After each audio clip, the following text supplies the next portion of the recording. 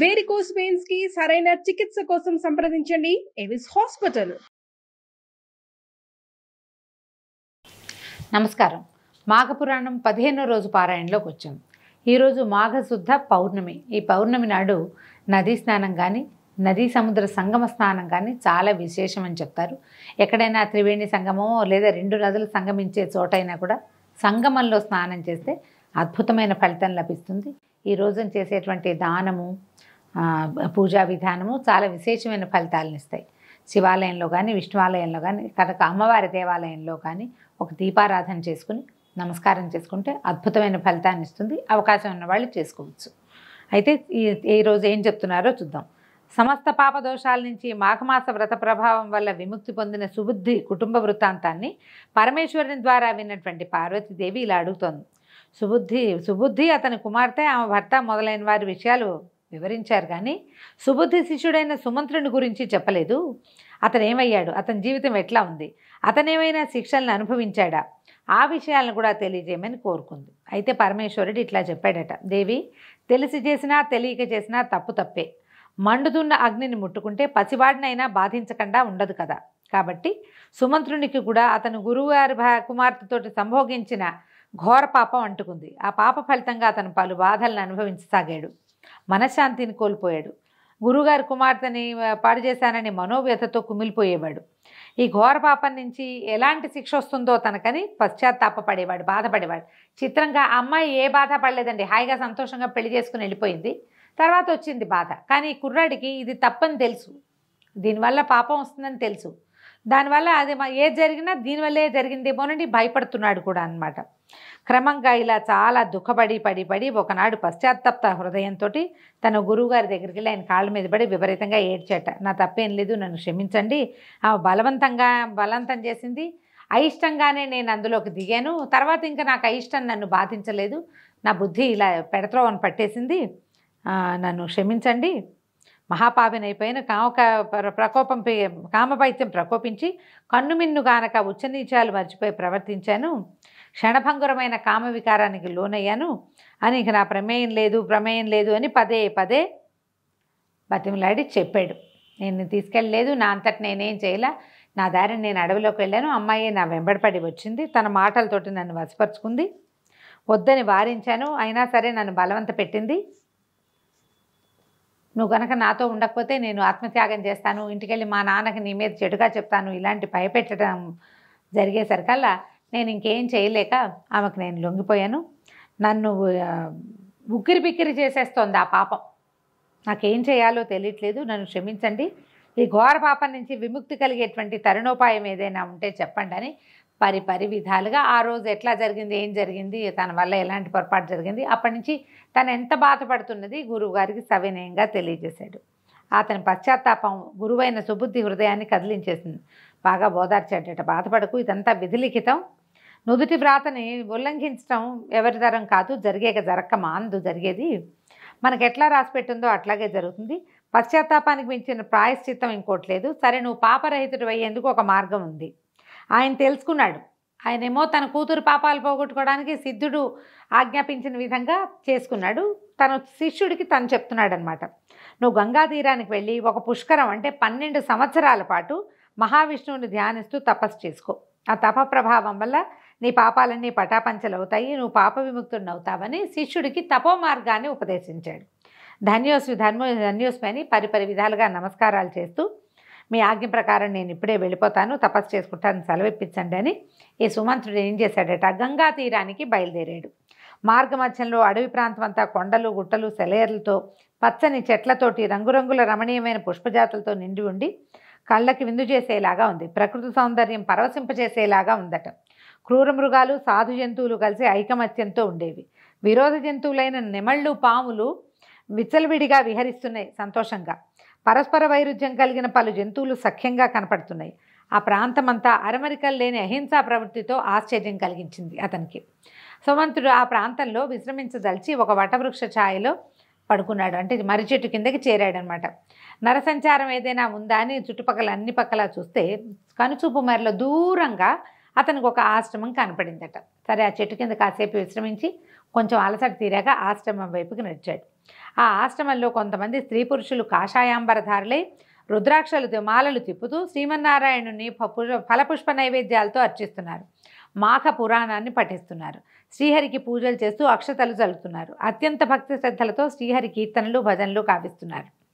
అదంతా చూసి ఆ భక్తి శ్రద్ధలతో పరవశించిపోతున్న శ్రీహరి భక్తులను చూసి సుమంత్రుడు కూడా భక్తి పారవస్యంలోకి మునిగిపోయాడట.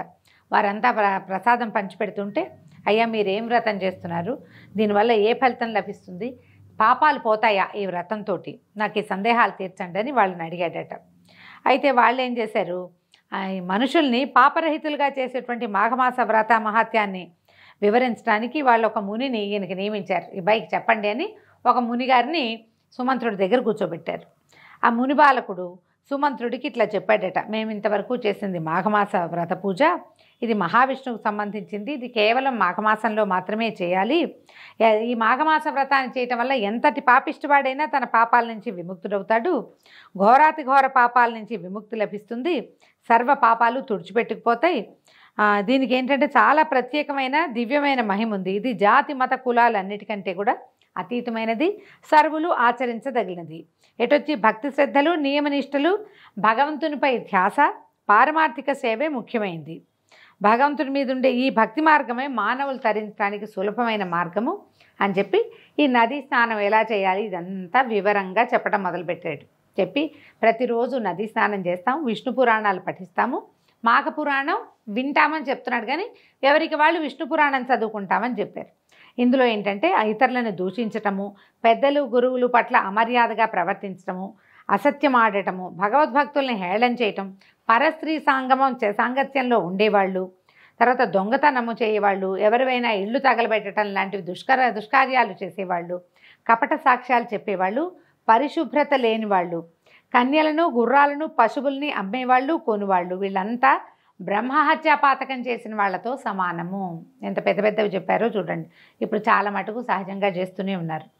అయితే దైవ సంబంధిత ధనాన్ని అపహరించే వాళ్ళు, దేవుని పూజలు చేయని వారు, నదీ స్నానం చేయని వారు, పరోపకారం చేయని వాళ్ళు, దాన ధర్మాలు నిర్వహించని వాళ్ళు, ఇచ్చిన మాట నిలబెట్టుకోలేని వాళ్ళు, విలువైన బంగారము వెండి రత్నము సాలగ్రామాలు మొదలైన వాటిని దొంగిలించేవాళ్ళు, ఇలాంటి పాపాలు చేసే వాళ్ళంతా భ్రష్టులైపోతారు, రౌరవాది నరకాలు అనుభవిస్తారు.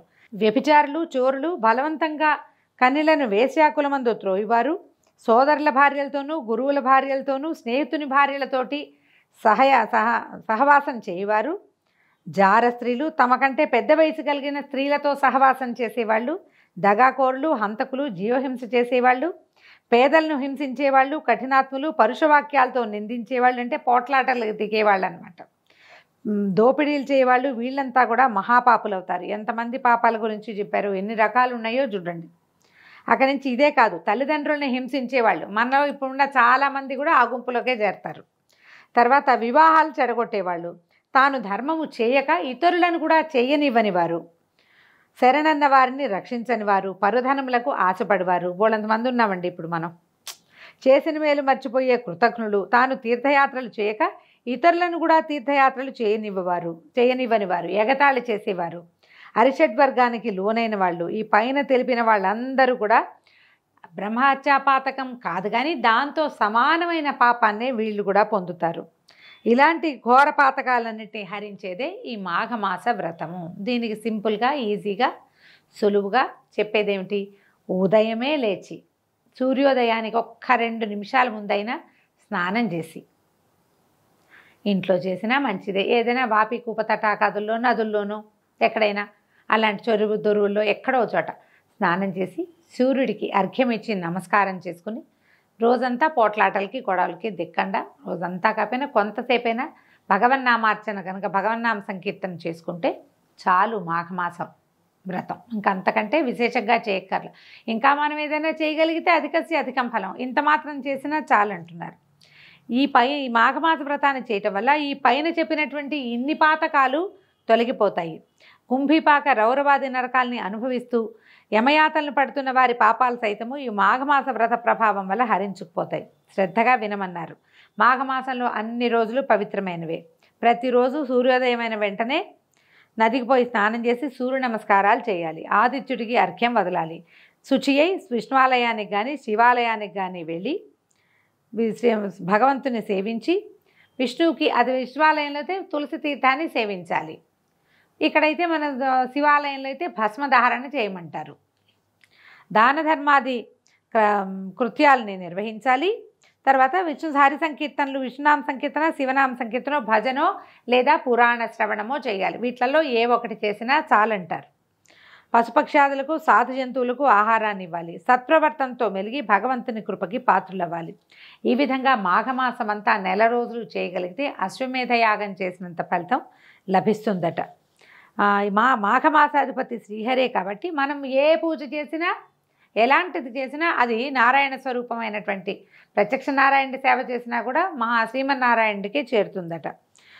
మనం ఒకవేళ మన ఇంట్లో అవకాశం ఉంటే తులసి మాలలు కనుక విష్ణుమూర్తికి సమర్పిస్తే మన దొడ్లో ఉన్న తులసి చెట్టుతోటి 2 తులసి దళాలు తీసుకెళ్ళి కూడా విష్ణువాలయంలో సమర్పించిన అద్భుతమైన ఫలితం లభిస్తుందట. ధూపదీప నైవేద్యాలు, అగరు, కస్తూరి, గంధము, అక్షతలతో తులసి దళాలతోటి విష్ణువుని అర్చించాలి. పూజానంతరం తాంబూలాదులను సమర్పించి విష్ణు భజన సంకీర్తన చేయాలి. ఈ విధంగా మాఘమాసం అంతా చేసి కనీసం మాసంలో ఒక్కసారైనా ఒక సద్బ్రాహ్మణుడికి దాన ధర్మాదులను ఇవ్వాలి. బ్రాహ్మణుడికి వస్త్రదానం చేయొచ్చు. బంగారము, వెండి, ధనాదులతో దక్షిణలు ఇచ్చి సంతృప్తిపరచాలి. షడ్రసోపేతమైన విందునివ్వాలి. మనం ఇంట్లో భోజనం పెట్టగలిగి వాళ్ళు మన ఇంట్లో తినే అవకాశం ఉంటే మనమే ఇంట్లో మాఘమాసం చివరిలో నెలాఖరులో భోజనం పెట్టడం లేదా స్వయం పాకం ఇవ్వడం కూడా విశేషమైన ఫలితం ఇస్తుందండి. ఏ రోజు కుదిరితే ఆ రోజు చేసుకోవచ్చు. ఈరోజు పౌర్ణమి కదా, ఇవాళ చాలా విశేషం. పొద్దున ఇది విని సాయంకాలం మనం వెళ్ళి దేవాలయంలో అయ్యగారికి ఎవరికైనా స్వయం పాకం మోయనివ్వటం, మనం చెప్తాం కదా, పొత్తర్లు ఇవ్వటం, అట్లా ఏదైనా ఇచ్చుకుంటే మంచిది. సర్వపాప విముక్తులు అవుతారు దీనివల్ల. ఈ విషయాలన్నీ సాక్షాత్తు పరమేశ్వరుడే పార్వతీదేవికి విన్నవించారు. ఇంకా తక్కువ రోజులు ఉన్నాయి కాబట్టి, అంటే ఈ కథలో చెప్పే ప్రకారం సుమంత్రుడు వెళ్ళే సమయానికి మాఘం పూర్తవబోతోంది. ఇంకా 3 రోజులు ఉన్నాయిట చెప్తున్నాడు. ఇంకా 3 రోజులే ఉన్నాయి కాబట్టి 3 రోజులు కంటిన్యూస్గా చేసినా మంచిదని ముందు అధ్యాయాల్లో చెప్పుకున్నాం మనం. ఈ 3 రోజులు నదీ స్నానాదులు పూజలు చేసి పుణ్యాత్ముడివి కమ్ము అని ఆ మునిసత్తముడు సుమంత్రుడికి తెలియజేశాడు. సరే, అప్పుడు ఇతను ఏం చెప్పాడంటే సుమంత్రుడు, నా గురువైనటువంటి సుబుద్ధి మహాశయుడు నన్ను గంగా తీరానికి వెళ్ళి తపస్సు చేసుకోమన్నాడంటే, నీ గురువు చెప్పింది అక్షరాల యథార్థం. నువ్వు నీ గురుపుత్రికతోటి సమాగమం చెందావు నాయనా, అది నీకు మంచిది కాదు. నీకు పాపం వచ్చింది. నువ్వు మరుజన్మలో కూడా కొంచెం బాధలు పడాల్సి వస్తావు. అంచేత ఈ 3 రోజులైనా ఈ విష్ణునామ సంకీర్తన చేసుకో, ఈ నదీ స్నానం చేసుకో, శ్రీహరి కృపకి పాత్రుడు అయితే నీకు 6-7 జన్మల తర్వాత అయినా ఈ సమస్యల నుంచి నీకు విముక్తి వస్తుంది అని చెప్పాడు. తర్వాత ఈ మాఘం పూర్తవగానే చివరి రోజున నువ్వు కొంచెం దానం ఏదైనా చేసుకుని ఆ తర్వాత నీ గురువు చెప్పినట్టుగా నువ్వు గంగా తీరానికి వెళ్ళిపోదు. కానీ ముందు నీకు ఇంద్రియ నిగ్రహం రావాలి. ఇంద్రియాలని బంధించి ఏకాగ్రచిత్తంతో శ్రీమన్నారాయణుడిని, లక్ష్మీదేవిని ఆరాధించమని ఆ మునిసత్తముడు సుమంత్రుడికి తెలియజేశాడు. ఈ మొత్తం కథ అంతా విన్న తర్వాత ఇతను 3 రోజులు అక్కడే ఉండిపోయి ఆశ్రమంలోనే మాఘ స్నానాలు చేసి నదీ తీరంలో మహావిష్ణువుని పూజించి భజనలందు పాల్గొని అటు పిమ్మట ఆశ్రమవాసులకు అభివాదం చేసి వారి వద్ద నుంచి సెలవు తీసుకుని తన గురువాజ్ఞ ప్రకారము తపస్సు చేసుకోవటం కోసం గంగానది తీరానికి వెళ్ళాడు. దీంతో 15వ రోజు పారాయణ పూర్తయిందండి. రేపు ఉదయం 16వ రోజు పారాయణలో మళ్ళీ కలుసుకుందాం. నమస్కారం.